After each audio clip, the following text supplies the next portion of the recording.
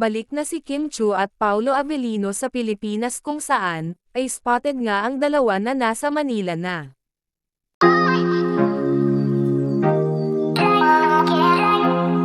Makikita si Kim Chiu at Paulo Avellino na hinatid ito ng kapatid ni Kimi sa airport kung saan, ay papauwi na ang dalawa, sa Pilipinas. Sa IG post ni Kimi ay makikita kung saan, ang saya-saya ni Kimi na nakabonding niya ulit ang kanyang kapatid na minsan lang niya nakakasama. Makikita naman kung gaano ka-close ni Kimi ang foreigner girlfriend nito ng kanyang kapatid.